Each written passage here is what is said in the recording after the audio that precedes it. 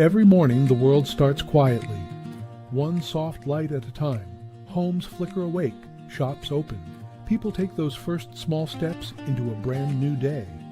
And in all of that ordinary movement, there's something kind of extraordinary. A moment worth noticing, a spark you feel before you even name it. Sometimes it's quiet, sometimes it's small, but kindness shows up right on time. And every morning we choose to show up with you so we can look for that spark together. Good morning. I'm Matt Roof, the Uncommon Kindness Guy, and this is Kindness Rising. Let's rise together.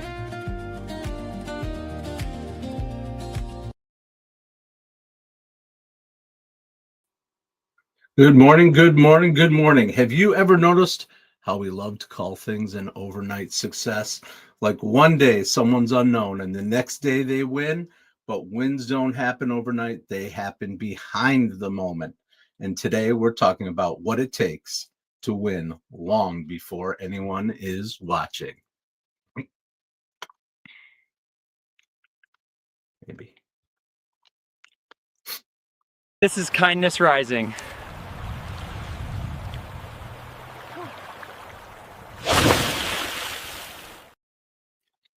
All right.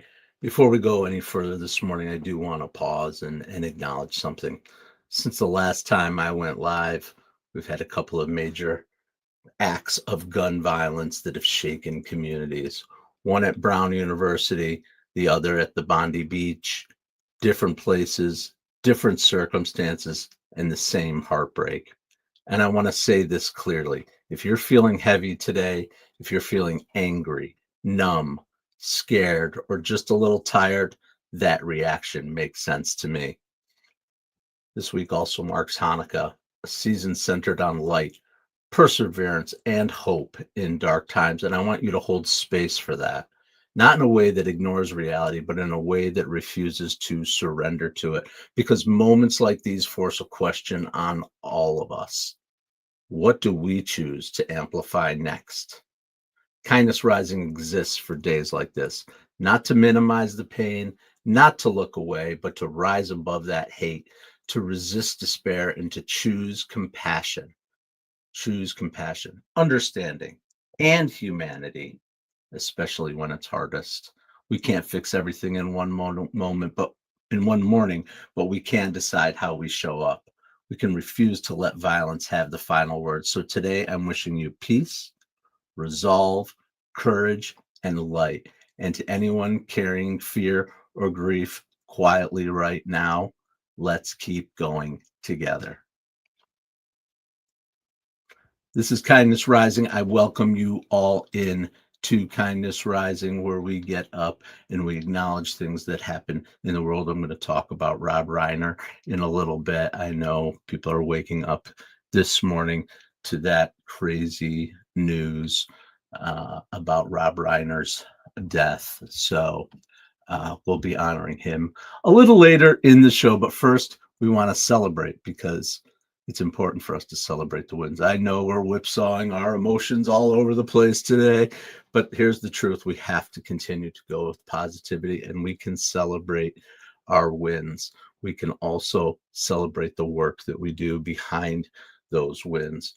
We celebrate wins loudly all the time. The trophy, the headline, the promotion, the viral posts, all those things.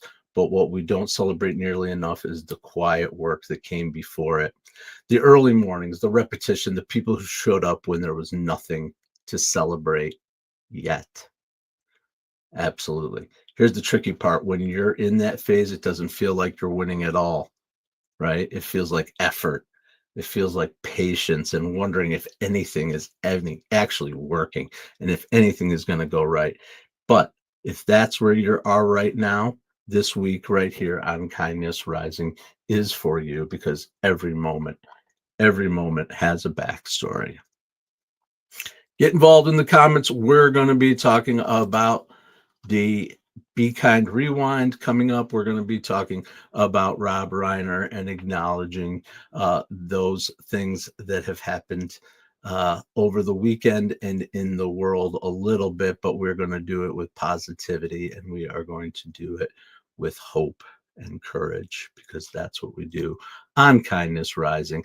Mike Sullivan, good morning. I welcome you in. Never, ever, ever miss a show. It's amazing to me.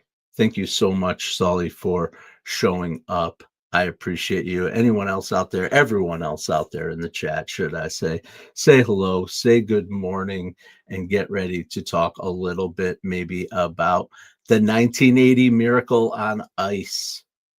That's what we're going to talk about next. We are on our Be Kind Rewind, and we're talking about the work that goes in before the win. Right? How much effort that people don't see. There are so many stories, people seem to suddenly rise to fame or achieve some huge success, shocking world record or moment in the spotlight, whatever it might be.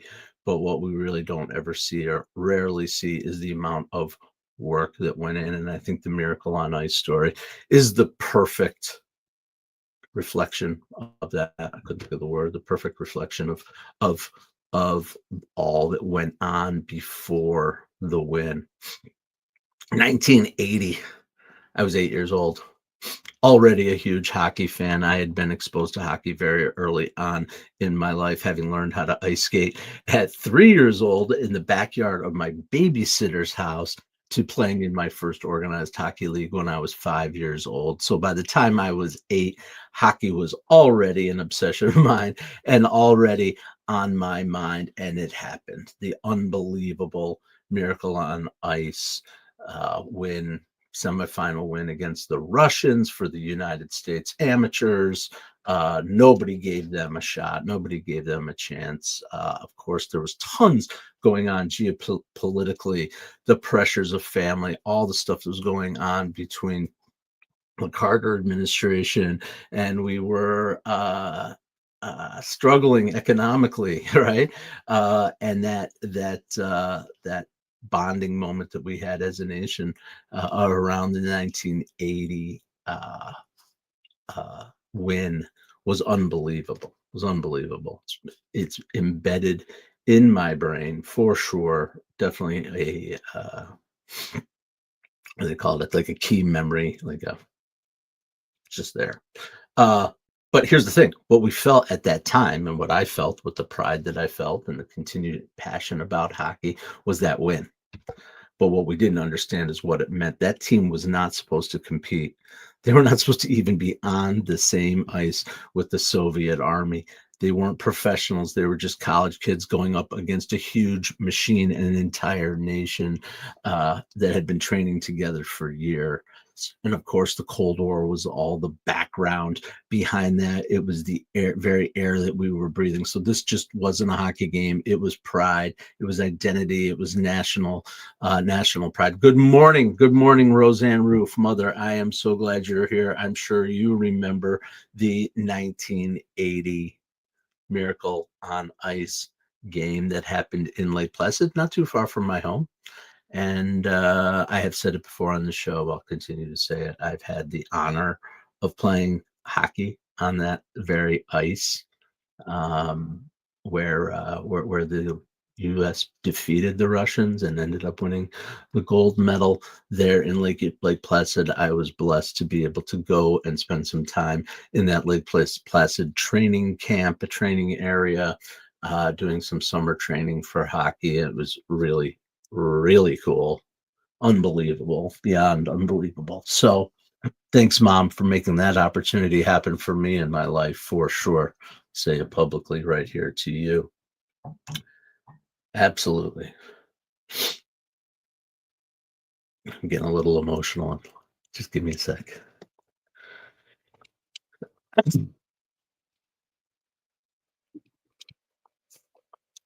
So the truth is, what we didn't see, we saw the win, but what we didn't see was Coach Herb Brooks. I'm sure everyone, or many of you out there in the world, have seen the movie Miracle.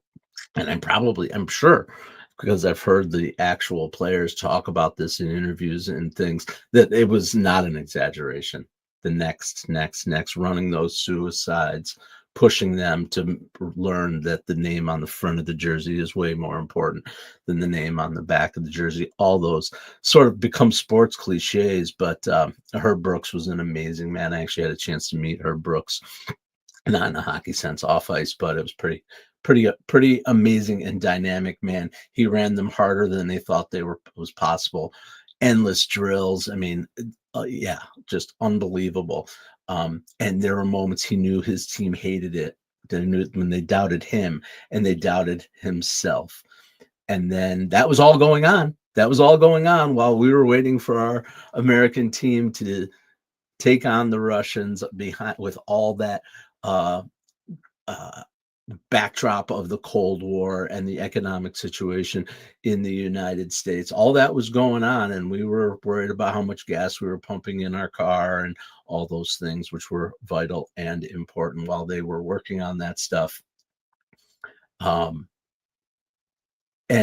it was, it was amazing. They did all that work. We saw the win, and then it was decades later when we found out just how much those men went through, and had that perspective on what that meant, at least for me. Like when I was 8 and I was 10 and I was still celebrating, and Micah Ruzioni and all this excitement, I didn't really understand. The movie opened my eyes to that quite a bit. But yeah, here's the thing though, that miracle, it wasn't luck. It wasn't a miracle. It really wasn't. It was day in, day out miracles, the miracles of those guys showing up at practice, at giving everything that they had, of giving up their egos. That was a huge part of that story, right? It's not about you, not about the name on the jersey, front of the back of the jersey. It's about the name on the front of the jersey, and what they were willing to endure even before the puck dropped, let alone before they won the game. So that's the part I didn't understand when I was 8 years old. I understand it now. It gives me great context, and it gives me some hope that as I'm working through things, and I know some days feel like a grind on things, and your head down, and we just go work, and look up. That's Keith Bellis's thing. That was a great thing that he has taught me. Work, look up. See how far you come. Am I there yet? Nope. Work, look up. I think it's really been a key a tenet of my life now, and an approach to my life that I never really ever had before. So anyway, that was all the work behind the win of the 1980 Olympics. So what are your Olympic memories? The Olympics are coming up again in February. Very excited, although I did see recently aerial photographs of the ice hockey arena. They're not even sure if it's going to be ready. I mean, it looks like, I can't believe they're going to get the work done to play an Olympic hockey game in what it looks like today. But we will have faith. We hope the Italians over there in Milan and Cortina are getting their act together. So, but either way, it's going to be an exciting and an awesome time. I love Olympic time, the stories behind the Olympics, behind all the athletes from all the countries, the international stories, the stories of hope, stories of family and perseverance, and all the basically tenets, the things that we talk about here on Kindness Rising. So I'll be excited for that for sure, coming up in February. Excuse my snot. All right. I am looking for the right moment. Here it is. They'll remember the moment. They won't remember the work. Wins are built before the buzzer.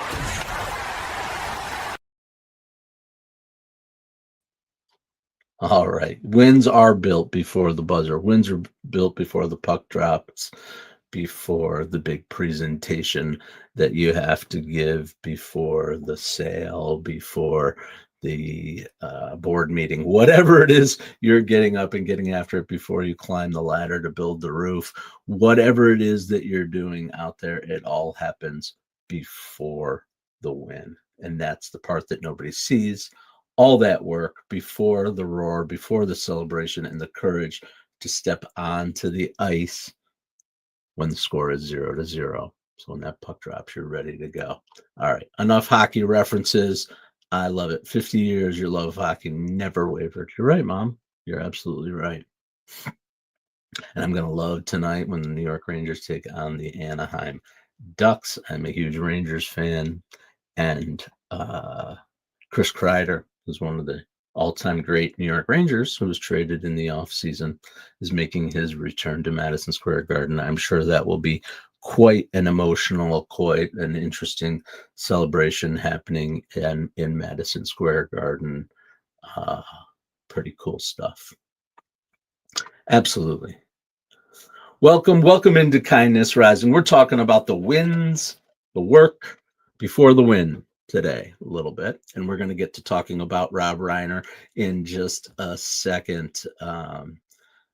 Tough stuff to smile through. When I woke up, I saw that there was some hubbub about it before I went to bed here on the East Coast last night, and I woke up to that news. You recall Miracle trailer with the Aerosmith soundtrack? Dude, it's one of the, Mike Sullivan, it's one of the most watched movies in our house. My daughter can repeat every line from that movie. It's our go-to movie.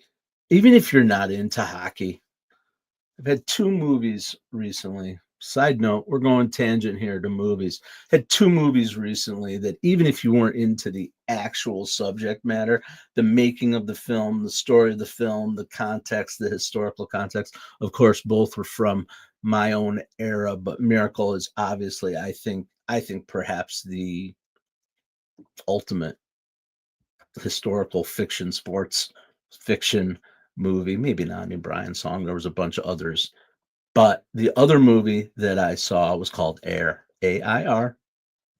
Maybe some of you have seen it. It is the story of how Air Jordans were developed, but it was way more than that. It was a really cool movie. It was shot really well. Did a great job of capturing the aesthetic of the early to mid 1980s. The acting in it was phenomenal. It was a Ben Affleck, Matt Damon production, but there are lots of other amazing performances actually in it beyond those two. And the story is just really well done, really well shot, cinematography. I would recommend it to you, even if you don't give a hoot about who Michael Jordan is or Nike or any of that, because it's just a really good movie. All right. That's my plug for Air. Can you say hi, Evan? Of course I can say hi, Evan. Can you say hi, Kindness Rising? And let's get up and get after it. Brian Corwin, I appreciate you. 6887. Hi, Evan. Whoever you are, wherever you are, tell us where you're coming from and what's up. We welcome you here to Kindness Rising. All right. And yeah, that's where we're at.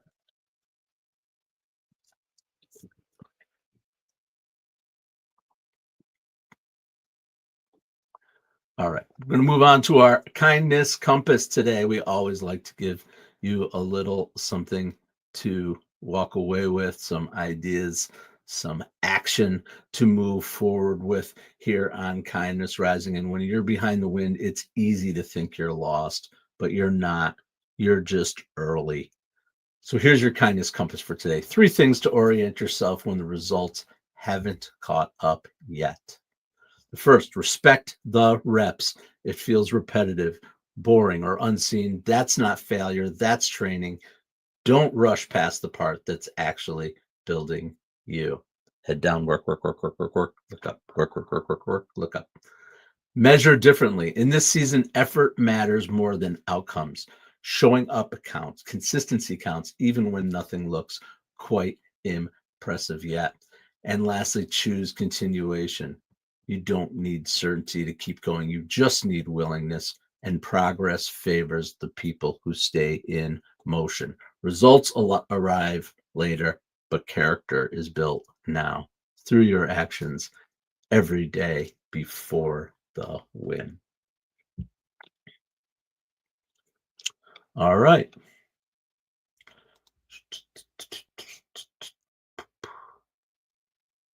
I don't know. Okay. Oh, I forgot our spotlight, our kindness spotlight today. Where is our kindness spotlight? I knew there was something. Where is our? I wrote one. Okay, I lost it. Sometimes you lose your kindness spotlight, and that happens. I was talking about a coaching organization that actually supports coaches who are reaching out uh, to children, to new coaches in the world, to help them to be more compassionate, to have more empathy, to be uh, here it is. Here it is. Found it. I'm going to read it now because I'm going to make it official for you. It's called the Positive Coaching Alliance. And when we talk about winning, we usually point to the scoreboard, but real winning starts long before the game. In practice, in mindset, and in how people are taught to show up. And that's why today's kindness spotlight is on the Positive Coaching Alliance. They work in unglamorous spaces like locker rooms, on the sidelines, early mornings, helping coaches, parents, and athletes understand that performance and character aren't opposites. They're connected. They teach that effort matters, that development takes time, and that pressure doesn't have to break you, it can shape you. Here's what I love about their work. They're actually not chasing highlights. They're actually trying to build human beings who can live beyond their sport. Sport ends, right? Live beyond their sport with characters, because most of life isn't played under the bright lights. It's practiced quietly before the game, and then it's what you do after the game. And the people who thrive are the ones who are coached early on how to lose, how to learn, and how to keep going. That's the kind of work that happens behind the moment. And that's the Positive Coaching Alliance. I'm glad I got to it because I think it's really important work that they are doing, how much we are influenced by our coaches in the world.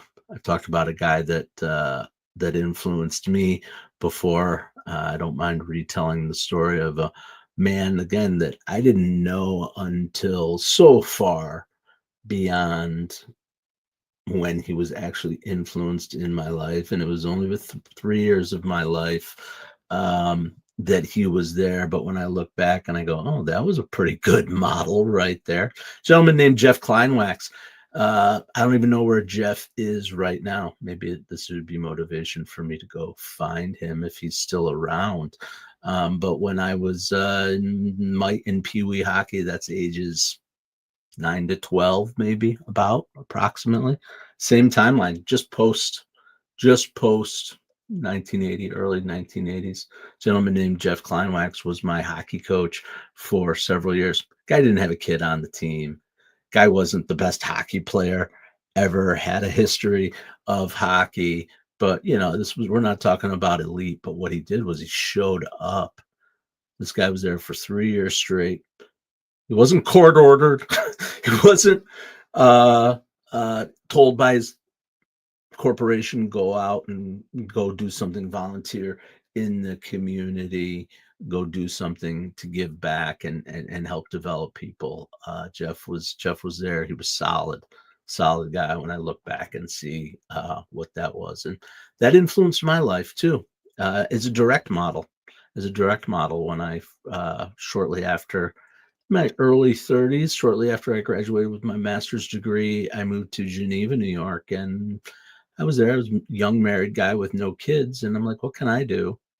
How could I get involved? Get involved in the community that was from within myself. And I went and I coached Pee Wee hockey for 3 seasons. I mean, it's almost mirror image of what Jeff did in my world. And some of those families and some of those kids, we lived through some pretty heavy stuff, and over those 3 years together. So that was a pretty special time in my life to be able to do that and give back and lead. So I don't know how I got on the Jeff Kleinwax story, but that is my story. All right. It's been a little bit of a weird episode, a little emotional for me today. I got to be honest with you. Yesterday was Hanukkah, and my father, in his honor, we celebrated Hanukkah, and just a lot of stuff going on between the Bondi Beach and the Brown University, and now the loss of Rob Reiner, who we will now have a little tribute for, right? Because some creators entertain us, and others quietly shape how we see the world. And Rob Reiner did both with great range, unbelievable range, absurd brilliance, the Spinal Tap, timeless humor, Princess Bride, honest conversational with When Harry Met Sally. And he showed us that comedy could be smart, warm, and deeply human. And then he kept surprising us. Actually, he started with Meathead and All in the Family. He brought that liberal perspective into living rooms that weren't always ready for it. And as the director of A Few Good Men, he proved he could wrestle with power, with truth and moral courage just as skillfully as he handled laughs. He understood something rare. Humor opens the door, but meaning is what stays with you. At Kindness Rising, we believe stories can challenge us without tearing us apart, and Rob Reiner's work lived in that balance. Funny, thoughtful, and grounded in humanity, grateful for the laughter, grateful for the range, grateful for the stories. God bless you, and R.I.P. Rob Reiner. So that's a little tribute to a man we just lost. And on the way over to Mornings in the Lab with Keith, John, and friends, you can go over there. His stool is moving around like crazy today. You can get on over to Mornings in the Lab with Keith, John, and friends at 8 a.m. over on Mornings in the Lab with Keith, John, and friends channel here on YouTube. And you can talk about another guy. We talked about Rob Reiner. He's talking about another amazing thing that happened over the weekend that certainly was headlight grabbing, and that was the retirement of John Cena. Why never give up is actually a lie. The John Cena lesson. Interesting little twist. Sometimes growth isn't about pushing harder. It's knowing when to pivot, rest, or redefine the win. If today's conversation was about what happens behind the moment, this one asks what happens when perseverance alone isn't enough, and how wisdom shows up when strength gets redefined. So stay with us here when the conversation continues. That's our show for today. If your work doesn't feel like a win yet, that doesn't mean it isn't working. Most victories are invisible until suddenly they aren't. So if you're showing up, staying consistent, and doing the work, even quietly, you're not behind. You're just behind the moment. This is Kindness Rising. Until tomorrow morning, stay uncommon and stay kind. What if your mornings could be inspiring and ridiculously fun? Kindness Rising isn't just a show, it's a full wake-up vibe. It's freaking fun, people. Yeah, man, it's got real get-after-it energy. I love it. Wake up with Kindness Rising. I help purpose-driven people grow their impact. 5-ingredient recipe to help you build your personal brand. Get out there and take kind action. If it's live, they'll feel it. On Kindness Rising, we bring you proven strategies and fresh ideas you can actually use. If you're not failing, you're not trying. Exactly. Fail fast, rebound faster. You'll see the bloopers and the genuine connections that make kindness contagious. We sometimes get into a little bit of trouble. Pretty much my life made the list. You can trust what you see right here is honest, respectful, and uplifting. Social impact organizations, and we always talk about them. Try kindness.